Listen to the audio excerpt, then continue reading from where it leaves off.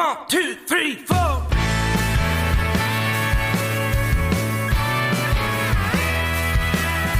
right, welcome back to episode 100 of Country and Cold Cans. I am Logan, sitting here with Trucker Andy and Kyle. Be sure to give us 5 stars and a great review on Spotify, Apple Podcast, Amazon, and Stitcher, and check out the website, countryandcoldcans.com, for blog content and shop. We have plenty of t-shirts, plenty of hats, plenty of koozies available for you there on countryandcoldcans.com/shop. But guys, the big story is, before we get into the main topic of the day, here we are, 100 episodes in, 2019 to now. Like, what started as a drunken idea between me and Andy back in the old days, before we were even recording these things. Here we are, 100 episodes in. Like, a little bit crazy to me to even say that out loud on recording. We've come a long way since we were recording on a cardboard box with a bucket. Andy's favorite guest, Kyle, was the bucket back in the day. We were episode 4 or 5. Andy had this, like, beer bucket that I don't know if he stole it. I don't know if, like, it was your bucket. I didn't steal it. It was in your garage. Yeah, but anything you stole back then, because you were on the road, was in my garage. So I didn't steal anything, allegedly. But either way, we had this bucket that Andy, back on episode 4 or 5, was like, "Oh, here's our guest today, the bucket." And we laughed so hard back then, thinking it was so funny. And it probably we were drunk wasn't. At noon, BJ Barnum. Yeah, because when we hatched the idea for this podcast, we decided we were going to drink beer and talk about country music. Well, the drinking beer thing didn't last very long, because we realized we do not need to be halfway in the bag while recording. Yeah. And then Andy is quit drinking. Sometimes we were fully in the bag. Yeah.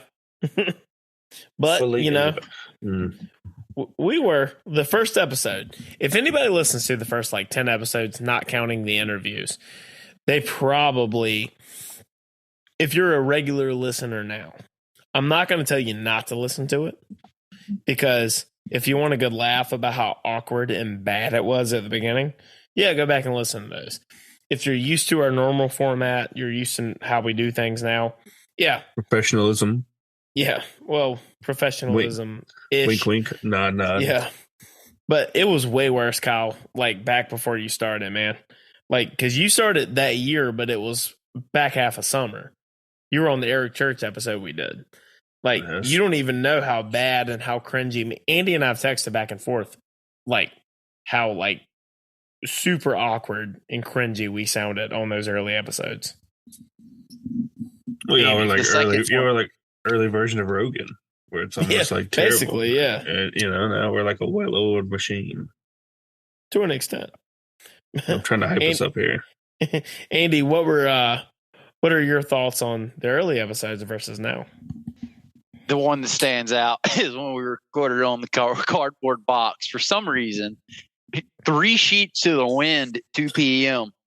And I realized in the middle of it, we're way too drunk to be doing this right now. I'm surprised. I hope everything's coming out as much sense as I think it is right now. Well, the thing that stands out to me was our episode 2. We called it Gateway Artist. We talk about artists that were kind of a bridge between the independent and the mainstream. And we sounded like surfer douchebag assholes. At the very beginning, we sat there and we were just like, "What's up, everyone? This is Country and Cold Cans. We're the Oak City Drifters, Logan and Andrew." Andrew. That's Andy was Andrew for the first 5 episodes. That's I like still Trucker my name. I like Trucker Andy better though. Oh, well, that was before he was a never at home trucker. He was a trucker at the time, but he was still back at home at the time. He would come back. Zoom wasn't a thing at the time, Kyle. We had to record. That's true. Yeah. The first time. Yeah. It existed. We just couldn't work it. We just didn't. Well, no, we didn't know about it. So it was right. we The were first sitting there. time. Yeah, the first one I did at your house. You did. We did it in person. I don't remember if we had some cold ones on that episode or not. I don't think we did, because it was middle of the afternoon. Yeah, that's true. Yeah. Yes. I don't think so. That episode. Yeah. There are some unreleased episodes that will never be released. will never be released that we had Unless in you my pay basement. enough for it. Yeah, that's right. I don't know about that. No, you're the one that has something to defend, Andy. You had some terrible takes, you know. Let's put it this way. Andy had some bad takes, but I can edit those takes out if I need to, if they want to pay enough for it. But That's the All I reality can is, say is it's going to cost more money than they got. And I ain't saying they're poor. well, just so everyone knows out there in listener land, Jordan, my co-host on Tailgate Season, just joined us. But we're on episode 100 of Country and Cold Cans. Big one for us. Like, Jordan, just so you know, we're talking about the evolution of the podcast from 2019 to now. Like, it was so bad in the beginning. And then Kyle joined us in the summer. We had gotten a little better, but here we are in 2023. Like, we like to think we've gotten better since then, but God knows if you go back and listen to some of those early episodes, it's cringe city, no doubt. You definitely got better. You added me onto the network. No, I'm just kidding. No, I've listened to a couple of the ones before, but it's kind of impressive because we talked about this that most podcasts don't make it that far, and if barely even getting to 15, and here you guys are doing the 100th. That's pretty impressive. So, congratulations, you guys, and I'm glad to be a part of the network here. Yeah, well, we appreciate that, but Andy. You remember back in the old days, we talked about, hey, this is probably going to be difficult for us to get some guests on the show. And then the first time we attempted for a guest, we Instagram DM'd Rhett Miller of the old 97s. Well, we were on a bachelor party to Wilmington, North Carolina with a buddy of ours, and I woke up late, didn't make it to golfing. And he DM'd me back and said, yeah, I'll totally come on the show. Rhett Miller, nicest man in the world, comes on the show, episode 3 or 4, and Andy and I get cocky after one episode, and we were like, this shit is easy. Yeah. We came back to earth pretty much after that, but it was pretty legit that we had, old 97's front man, first time guest. He was the first one we had on there. Like, did you ever think that we'd be backstage at his show in Durham doing that? If you told me before we started the podcast if I thought we'd be backstage, I would have told you yes. Then, really? I don't know. I stole that from Dale Brisby. Well, what are Andy's thoughts, not Dale Brisby's thoughts? I've always Dale thought Brisby that was has funny. driving whiskey, and Andy doesn't drink. Period. So, How far he's fallen. I thought we would have been backstage, but not invited. Nicely put. That's fair. That's fair. Yeah, it's been a ride, man. Hopefully, we have another 100 in us and 100 after that. But all I can say is, definitely, it's grown a lot since then. We now went from listeners in North Carolina and Texas to listeners in 49 of 50 states. We have listeners in 13 different countries. Like, it's grown beyond what I would have expected at the time for two guys that, were in college. We used to have drunken arguments, drunken debates about this song's better than that song. And then we added Kyle that same year. Back in all downhill from there. But it was good to have a third voice. Like, we were very much glad to have Kyle join, because I think we pitched it to Kyle as, hey, here is, something like, come on this episode. You don't have to do it every week. You can come back every now and then. But Kyle was into it. He had fun, and he wanted to do it every week. And here he is. What now? What is that? 1, 2, 3, 4 years later? You've been doing it every week since then? Yeah. We've been doing this for 4 years. 2019 was the first episode I was on. Yeah. Yeah. 2019 was when we started in February. Andy's like, whoa. Bro, we made it through. Whoa. We made it through COVID, man. It's been a hell of a ride. There's been quite a few episodes that I was actually really nervous for. I was really nervous when we had Gio on. I think Mason in the Gen Line was my very first interview. That sounds right to me. Yeah, could be wrong about that. I wanted to be there for Austin Upchurch, but I had to stay late at work. That was a bitch. You to miss nor that one. Andy No, could make that it was for that Gracie. one. No, yeah, it was It was Gracie was it York. Gracie York? Yeah, yeah. So, but yeah, I've had a blast. Airing my hot takes. Some of them good, some of them bad. Yeah, I think 1500 OBO is a pretty good song. Yeah, that's right. Yeah, that wasn't my best. That wasn't my best episode. Every time I hear that song on the radio, I kind of cringe. I'm like, damn. Cause I put it on the internet this at one point that, hey, this is a good song. Yeah, I mean, like aliens in some distant galaxy might hear that and they'd be like, "Yeah, these humans suck." Hey, at least you put it this way: you staved off an invasion. So think of it that way. Yeah. I mean, I've always said that I'm glad that you guys asked me to come on because without it, I probably would be, as Bowling for Soup said, I listened to the same shit that I did back then. I listened to the same music that I did in high school. So. Hey, there you go.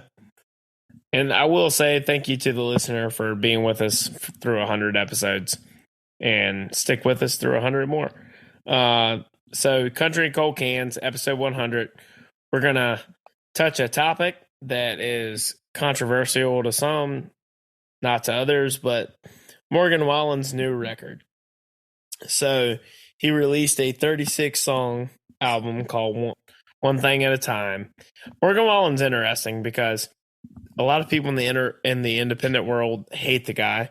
A lot of people in the mainstream world think he can do no wrong. We're kind of like the third rail on that because we like his music, but we don't love his music to the point that we think everything is a banger. We're pretty like call balls and strikes. We're umpires on it.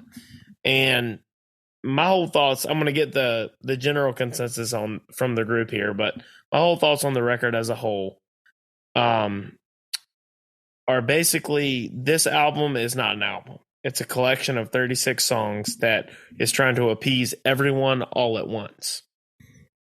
There's no cohesiveness to this. 2/3 of the album, I would say, is either country or country adjacent. Pop country is another, I guess, good phrase for that. Some of it is hip hop influenced. It's very beats driven, and then the other part is very like the Killers style, like rock music. And it's interesting, but also frustrating at the same time because this is 36 tracks long.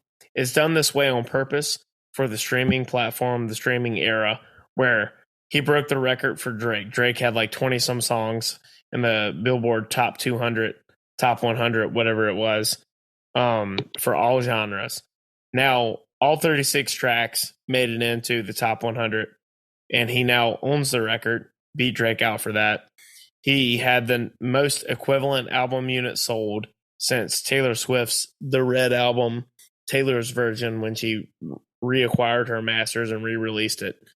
Like, it's a big album commercially. It's been mixed critically. And I think that the mixed critically kind of sums up how I feel about it. I think that there's a good record within the record, if that makes sense. It's too many tracks. We've been very hardcore on Country and Cold Cans about how 36 songs is too much for an album. 12 to 15 is the sweet spot. Some say 10. But if you whittled it down, this could be a very good album, especially for a mainstream artist. There's a surprising amount of steel on there. There's some decent songwriting. Morgan didn't write as many of the songs on this one as he did on the previous project. I think it was maybe half or maybe less than half that he actually had a co-writing credit on.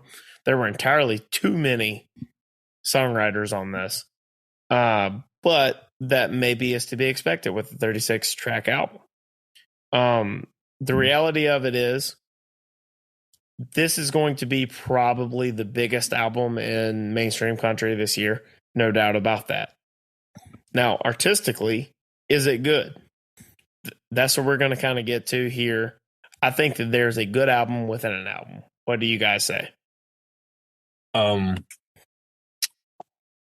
quick thing. Did you know the Killers are a Christian rock band?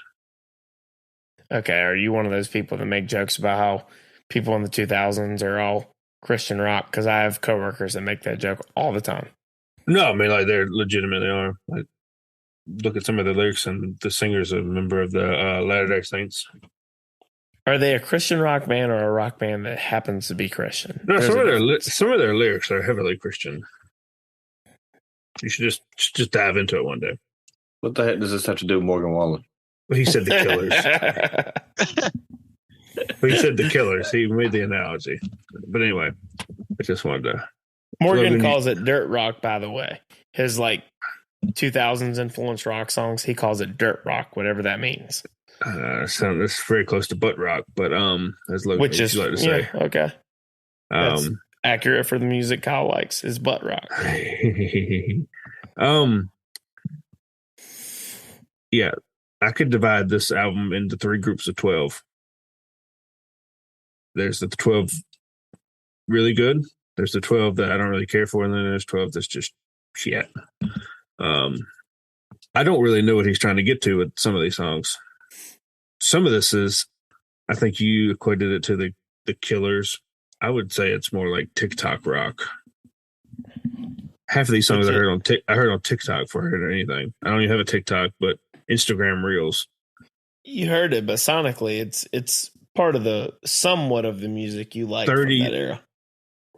Well, I mean, I'm saying the songs I hear from there are 30 seconds of, okay, it's not that terrible, but the rest of the song's awful. So they clip 30 seconds for the TikTok, and it's not like that. Ain't that? I think it Ain't That Some was one of them. No, that's the hip hop song, right? But it's just that song's bad. Yeah, it's not good. But the 30 seconds is not like it doesn't make your ears bleed. But when you hear the whole song, it's like it does. oof. Yeah, I don't know what he's trying to do here. I really don't. He's trying to be everything to everyone all at once, is my take on it. So he's trying to be like that movie that won the Oscars. Yeah, basically. Yeah. Like, he wants to put the country stuff out for the people that like the country stuff. He wants to put the hip-hop influence for the bro country stayovers that are still there. And he wants to put out what he calls dirt rock, what I call the Killers. Because if you listen to Whiskey Friends at the beginning, the intro sounds very similar to Mr. Brightside. Yes, and that was the other thing. I know me and Andy had talked about on Hardy's album. He ripped quite a few riffs. Borrowed, whatever you want to call it. You can kind of hear it, like, I don't know if it's just that Big Loud Records thing where they want to just borrow riffs, but Morgan Wallen did as well. Yeah, I don't know how I feel about it. Like, we're going to be more original in this. Granted, Hardy did it on a rock side of an album, but on the country side. The difference in the two records is, like, Hardy had at least some cohesion, where the first half was country or pop country. Yes. The second half was like early 2000s rock, right? Where this is not a record. It's more, and I'm not saying this as a negative because I understand the business side of it. It's 36 songs. It's a collection of songs that was packaged as an album to get the streaming numbers up. So, like, I tend to like the country stuff, obviously. And then I like the what he calls dirt rock, what I call the Killers inspired stuff, because I'm into that kind of thing. Hip hop stuff I'm not that into, because if I wanted to listen to hip hop, I'd listen to hip hop, not hip hop that is saying, ain't that some shit about cold beer tailgates and Daisy Dukes. But Andy, what are your thoughts on One Thing at a Time? The more I listen to it, the more I like it, which was somewhat similar to Dangerous, because I had quite a bit of negative stuff to say about that at the beginning. I will agree that it's not a coherent record, like you said. I think you could cut 6 to 10 off of it and then split it into 2 albums, and it'd be fine. There's a lot more. Some of the songs are a lot better than I was really expecting it to be through there. Some of the bad ones, I've got some criminal songs on here that I like. I have no explanation for it, but the numbers don't lie to an extent on it either. So, chopping it up and splitting it in maybe 2 albums. Well, I mean, like that. That's a good point you made, though, because there are some songs on here that objectively I know are not good songs, but I like them. I liken it to McDonald's. McDonald's is not good food, but I like McDonald's. You know what I mean? They're coming around with that chicken sandwich a little bit. They might be, but the They're making reality some is improvement. McDonald's is not good food, but I like McDonald's. McDonald's has also served a cajillion people in the same way that Morgan Wallen has a cajillion people listening to him. So this is where I always get frustrated with people on both sides of the aisle on this, with mainstream and independent. They think if they like it, that makes it good. Not true. Like, it really is, you can like it, but that doesn't make it good. Something can be good and you can not like it. Objectively, there is an artistic side that, is it good or is it bad? And then you may like it. Like, for instance, there are some songs on Dangerous that I objectively will say are not great songs. I like them, though. Mm-hmm. Look at some of the numbers. I ate a McChicken tonight. It's not good. I like it. My numbers are not coming from 10 years. I had it last night from the most reliable source, but I've heard that in like the country genre, Morgan Wallen's number one with more streams than 2 through 10 combined. Yeah, I mean, he's had a faster start. More. Him and Luke Combs have both had a faster start out of the gate than anyone since Garth Brooks. And last night, that song by Morgan Wallen, hit the number one on the Billboard Hot 100 across all genres. His first all genre number one. I'm not crazy about that song, but no. Reality is it hit number one. There are people listening to it, but that doesn't make it good. You know what I mean? People can like it. That doesn't make it good. That's me. I like it. I was one of those that helped. I don't dislike it. I don't dislike it, but it's not a good song. It's just catchy. I don't know. I really don't have a reason for liking it. It's very catchy. Yeah, that's a good point.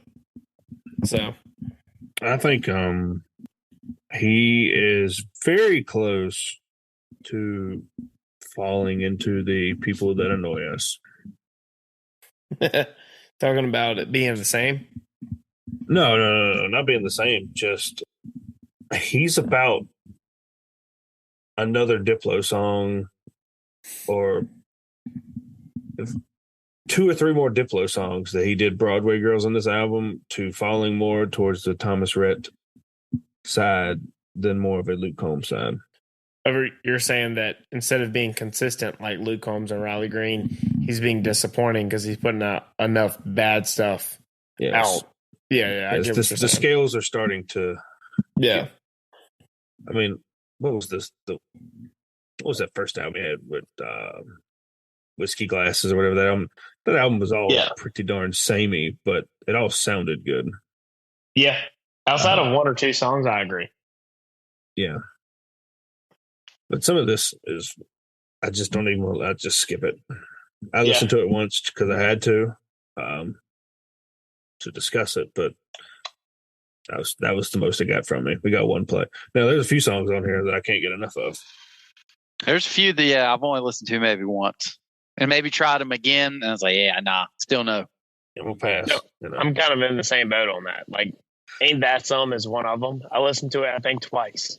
Not my thing. Almost made my cut. I like the first 9 are like the ones I really just keep repeating, and then I'll pick some other ones in there. But for the most part, I don't even know if I've listened to the last 5 songs or whatever on this album. Oh, you're missing the best one on the whole album. What is it? Because Dying Man. I know I haven't listened to that, so I do need to listen to that. That's probably the best song on the whole album. I need to listen to that. I told you that, Kyle. Thanks for taking my idea. Yeah, I wouldn't say that's the best one on the whole album. I do like it a lot. I think it's at worst top 3. Yeah, I'd say that. I like the '98 Braves because I like knowing the Braves lost. Just because of that. So I like what that song's trying to do. Yeah, but he's not old enough. See, this is the argument that me and Kyle always have. Well, I mean, look, there's a song that Eric Church has where he's talking about I've never been west of Dallas. Dallas, yeah. East of Dallas. Never been east of Dallas. And I'm just like I know you didn't write the song, but you know who you are. And we're like, ugh. That's all I hear. I'm like, oh, that sounds fake. See, it's funny because he allows certain artists to tell stories that they didn't necessarily live, but he doesn't others. If I don't know it about you, I will 100% concede that that's hypocritical. If I don't, I guarantee you that everything Alan backstory, Jackson ever wrote he didn't live it.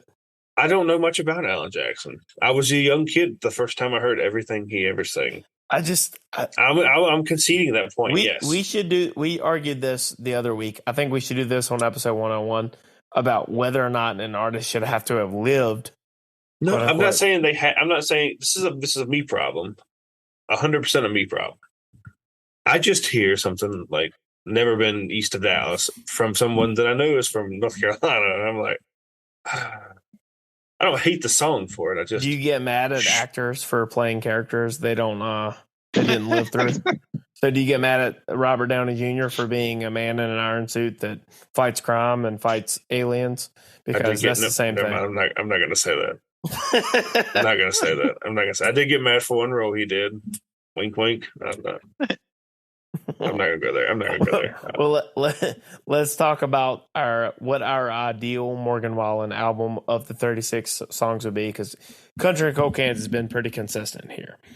We think that albums have become too long. We have a whole episode titled that a few weeks ago. 36 is too much. I remember when me and Andy would argue that an album with 11 songs was it 11 or 10? It was 9. It was 9. 9. Yeah, 9 was not an album. And here we are with just According to Andy, Hotel California is not an album, but I digress, as we say on tailgate season. But let's talk about what if we had to whittle down our 36 songs here that Morgan Wallen gave us. What would be your ideal album? We'll start with Kyle. Kyle, if you want to give us your, we said roughly 12, but this is flexible. So what are the tracks you would have on your album? Dying Man. Man Made a Bar. Fantastic with Eric Church. Keith Whitley took me down the nostalgia road. I'm going to throw 98 Braves on there. I like what he was trying to do there. Don't Thank Jesus. Very good. I give him Tennessee Numbers. Not the worst. In the Bible, give Hardy a shout out. Thought You Should Know. I liked what he did to his mom. Was it Mother's Day last year? Yeah. Cowgirls. I like Cowgirls only because of Ernest. I don't like Morgan Wallen on the song. I just like Ernest. Tennessee Fan was another good single. And I'll give him Sunrise. And finally, I'll give him Born with a Beer, just because I like the first verse in that song. And there's a song, Single Than She Was. That is the biggest fuckboy song I have ever heard. And it infuriates me listening to it. I like the way that song sounds, but the lyrics are fuckboy ass song. I agree, it is. Like, who told him to sing that? Yeah, I mean, that song's going to resonate with like 16-year-old girls. It's going to resonate with 16-year-old girls. Yeah, who don't know anything about relationships. Yeah, right. I agree. Yeah, but that song, it infuriated me listening to it. How many did you have total on your track list? 1, 2, 3, 4, 5. I had 11. 11. Okay. That's within our normal parameters for what is an album. I'll go next. Then I'm going to let it close with Andy because I know this was Andy's idea, so I'm going to let him back clean up. But I'm going to go in order. I'm going to stick with a good part of what the actual album track list is. Born with a Beer in My Hand, which is one of the half of the ones that Morgan Wallen wrote, I think is a very good song. I know that people are going to cringe at the whole beer reference from the independent side, but this is a song that shows some self-awareness. This album as a whole, he showed self-awareness while also at the same time was like leaned right into like the bro country, kind of like on the tailgate kind of shit. But like Born with a Beer in My Hand, I like that song a lot. I think it's it's fairly country, especially for a mainstream artist. So that one I think was a good lead track, and I'm keeping it on my track list. Number 2 is Everything I Love. Love this song. It's he credited Greg Allman and the guys on as songwriters because it had a replayed sample of Midnight Rider by the Allman Brothers for like a part of the chorus. But this song it sounds fantastic. It's the countryest song on the album. I love the hook to the song where it's like, you know, he's talking about how everything he loves, she's fucking ruining it. That's basically what the song's about. I like that. This song is fantastic. Number 3, Man Made a Bar featuring Eric Church. Very good song. I think that Church's vocals, this is an Eric Church song. This isn't so much a Morgan Wallen song as it is a Morgan Wallen song that he had Eric Church on.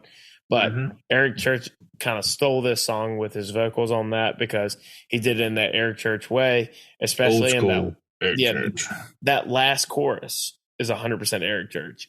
Devil Don't Know, one of the best songs on the record, hands down. Like literally this song is one of the best written songs on the album, top to bottom, from the verses to the chorus. Like, love this song to death. One Thing at a Time is one of his quote unquote dirt rock songs that are a little bit more of that 2000s kind of like pop punk, The Killers, rock, whatever you want to call it, like kind of songs. This one feels more yacht rock to me, more sob rock era John Mayer, which I'm a big fan of that record. One Thing at a Time was something that's always stuck out to me that I'm a big fan of. 98 Braves, love it because it's unique. He's talking about, he likens his relationship that didn't work out. It went well for a while, but didn't go the distance, to the 1998 Braves. I love the references to Tommy Glavine, John Smoltz, and Greg Maddux, Chipper and Andrew Jones. Like, this was a team that won like over 100 games in the regular season, didn't make the World Series, lost to the Padres. And he likens that to his relationship where, hey, we both didn't end up with a ring on our hand. Like, this song is fantastically written. He was not a writer on this, but love it. 98 Braves, kind of my kind of shit. Keith Whitley, as a huge Keith Whitley fan, I like this song. A lot of references to, you know, I'm no stranger to the rain. It talks about when you say nothing at all. The bridge goes into Miami, Miami. Like, this song is fantastic. I love how it talks about being whiskey and Keith Whitley and everybody. Everything I love is gone too soon, because Keith Whitley is someone who, unfortunately, you know, died too soon on us, because he was a country legend in the making. He's already a legend in his own right. Love this song. Thought You Should Know, best song on the record. Hands down, best song on the record. Like, the situation of like writing this song with Miranda Lambert for his mom, it's the self-awareness aspect of the album that I really appreciate. So this one, I'm glad was a single. Very good. Days That End and Why. I like this for every reason that Kyle doesn't, because Kyle said he didn't like how he heard it, didn't know where it was going. That's why I liked it. I like how it's the double entendre of the hook of the song. Very good song. Me to Me, I figured I needed to throw in a fun song that I liked. And he's sitting there in kind of like that douchebag kind of way, saying, hey, everything you say you want, girl, sounds like me to me. Fun sounding song, pop country. It's country enough. So that one made the list. Don't Think Jesus, another one that I think is a very good song. I love the religious aspects to it. It's also kind of indicative of probably some of his story according to how he's told it. So another good song. And then Dying Man, like you guys have talked about, very good song. I closed out my 12-song album with that. Now, I did throw 3 bonus tracks, and most of these are, 2 of them are fun, one of them's not. Hope That's True. Love this song because it's the pop country version of what Ko Wetzel likes to do. It's basically sitting there saying that this very uptown kind of uppity girl goes to the city, wants to find a very wealthy man, and she says, you're never going to find a girl just like me. And he goes, well, I hope that's true. And then Whiskey Friends, while the intro sounds a lot like The Killers, Mr. Brightside, fun song, like the way it sounds. And then Tennessee Numbers have to give a honorable mention shout out because it is the follow up to 865, written by Blake Pendergrass from Raleigh, North Carolina. He was one of the co-writers. Love how it kind of just talks about how this is what I would say to her if, she would answer my phone call. I love the line in the bridge where it talks about I used to be her number one, now I'm just an 865, but she doesn't answer Tennessee Numbers anymore. So that's my 12-song album track list with 3 bonus tracks. All Andy, right. You're up. I've got 15 overall, but I would more so call it 13 with 2 bonuses. I'll start with the 2 bonuses. It's the Hardy and the Ernest track. I like the Hardy track better. I like that they're on the album. I like that they're like all friends and touring together. I think that's cool. So therefore, I like them being on the album with him. The Hardy song I thought was pretty good. The Ernest song I think could have been a little bit better, but I'm not going to leave them out. Start out pretty similar to Logan. Everything I love is I love the way that song sounds. It's fantastic. Man Made a Bar, the melodic end to the chorus, like with the Eric Church deal. I like the way that like Morgan and Eric both did it similarly, but very different. So I thought that was cool. Elva Didn't Know, I would put that. I'm put that with top 3, like what Logan said. The sound of it and the lyrical content together really make that song good. One Thing at a Time, Tennessee Numbers, Whiskey Friends is on here. And then my first one that I would consider a bad song that's slightly embarrassing would be Sunrise. I kind of like the way this chorus is written. I have no explanations because it's about to get a little bit worse before it gets better. I like Neon Star. I can't lie about it. That song is so catchy. I would be lying to myself if I didn't put it on here. Me and All Your Reasons is on here. That one is also similar to certain other songs. There's about 5 songs that I think are basically the same that you could interchange. Me and All Your Reasons is one of them. Money on Me. I think this is top 3 on the album. The somewhat of like the turn of phrase of you're looking for all these things. I wouldn't put my money on me. That I'm not going to be all these things. The way he throws in the like gambling aspect of betting your money on a heart and all this. I always love when people do that. So this is top 3 for me on the writing of it.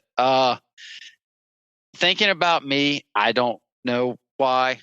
I'm a little ashamed of that's on here, but well, here we are. Last Drive Down Main, I like the punk rock vibe of this song. To me, it sounds punk rock, and I thought it was actually done fairly well. And then to close it out, Dying Man, which I'm going to say it's top 3 on the writing of this album. I left out Don't Thank Jesus and Thought You Should Know. I do think those are 2 of the best songs on the album, but they feel old, and I just cut it because I like some of this newer stuff, and I wanted it. I couldn't whittle it down enough, so that got cut. I think Andy raises a very valid point. Some of these songs are over a year old. That's quite a stretch from single release to album release. And it's modern. I don't music, remember. I get what you're saying. I 100% do. Yeah, I don't ever remember it being that far. At top 6 months, I don't ever remember songs being over a year. So, and look, not to get off subject, but I feel the same way about Luke Combs. He's now dropping all these singles, and I'm like, oh wow, these are going to be the best 6-7 songs on the album. And they're called promo singles, Kyle. Come on, man. Well, I mean, the way it's going, it's like I shouldn't even listen to the album because there may be 1 or 2 hidden gems, but all the good ones are going to be the singles he's releasing. Yeah, and I feel the same way about Wallen's album. All but Keith Whitley and Dying Man. No, Man Made a Bar wasn't a single, was it? No, there was a lot that weren't singles. Yeah, but I mean, Tennessee Numbers was Don't Think Jesus. Tennessee Numbers. I'm pretty sure. Tennessee Fan. Tennessee Fan. Excuse me. I'm sorry. Yeah, I'd say at least 5 of the 12 I had were singles. So there were, to Andy's point, there like when he included a few that I didn't. Now, Andy, I will say Sunrise, not my thing. But I will say that there were some there that I definitely liked that I couldn't find room on my track list or even my bonus list to include. Tennessee Fan was one. A couple of the other ones you mentioned was one. I was disappointed by the Hardy Morgan Wallen collab. I was disappointed by the Morgan Wallen Ernest collab. I'm not a fan of either of those songs. Don't think that I think that the Hardy Wallen song tried to get too clever with the songwriting. I think that the Ernest Wallen song sounds too much like early Ernest and not current Ernest. It's not my thing. Not something I was into. But I like that we had some differences on the track list because there were more good songs than not. There were still some bad songs, some that we like that we can't explain why we like. Doesn't make them good. But Jordan, do you have a track list by any chance? Yeah, I have some that I can go through. I'm not really going to go into too much detail with them. So I have Born with a Beer in My Hand. Basically, the first 9. Kind of just go ahead. Most of them are on there. And then I have, even though I know some of the, like Thought You Should Know, You Proof, all those, I know those are older and been released before. But I do like Thought You Should Know. Actually, it's, me and my mom are dancing that as our son mother dance. So that's kind of cool. Which one? Thought You Should Know. Oh, okay. No, Kyle, You Proof. That's what I thought he was implying. Yeah, Okay. Jordan's gonna sing out loud where it's like, the only thing twisted is me. Yeah. Okay. But I haven't listened to Dying Man, and I really kind of, now that y'all have mentioned it, it's all on your list. I want to listen to that because I haven't got to the end part of it yet of the album that I've really listened to. Obviously, Don't Thank Jesus. I like that one. But for the most part, it's really the first 9 for me, and I do like Keith Whitley's song. And I know that, like you said, a little more single than she was as a fuckboy song, but I do like it. I kind of like it too. What does that make me and you? I guess we're fuckboys. According to Kyle. But I mean, it is. Don't get me wrong. It's absolutely. I mean, I understand it, but it's jammy. I like it. When I listen to it, it's going to stay in my head for a little bit. I mean, it's just, I like it. And then that part where he's like, she let me buy her a drink. She even stole a sip of mine. I'm like, okay. There are a lot of girls at the bar that act this way. She danced on my boots to closing time. Yeah. Kyle don't know. He's been married since he was 12. Yeah, let's not go into some of our stories we have at the bar then, Logan. We don't need to do that either. Just substitute she with a female in your life, and you just immediately realize how much you hate that song. Well, that's the case for a lot of things. Do you think that if you want to substitute some of your favorite females in your life to songs about them getting up in the truck, I mean, come on. I hate those songs. All right, well, it sounds like we have very different track lists for the new Morgan Wallen album. How about you guys text me your track list? We'll put it in a blog article on the website, countryandcoldcans.com. We will put those up there, see what everybody thinks. I know there are going to be some people that are like, every song is amazing. And then other people are going to be like, every song sucks, because we're touching the third rail of country music. We're not allowed to like some of his music, if not all of it, or we're not allowed to hate. We're only allowed to hate all of it, not like some of it, because everyone just is ridiculous as fuck about this stuff these days when it comes to the music in a vacuum. But you know what, Country and Cold Cans, we touched the third rail. So be sure to give us 5 stars and a great review on Spotify, Apple Podcasts, Amazon, and Stitcher. Check out the website, countryandcoldcans.com, countryandcoldcans.com/shop for t-shirts, hats, and koozies. We have all that available. And, for this episode number 100, we have made it, folks. I'm Logan, sitting here with Trucker Andy, Kyle, and our guest this week, Jordan from the Tailgate Season Podcast. That's Tailgate SCN, Spotify, Apple Podcasts. Check it out if you like college athletics. See you next time. Take care, guys.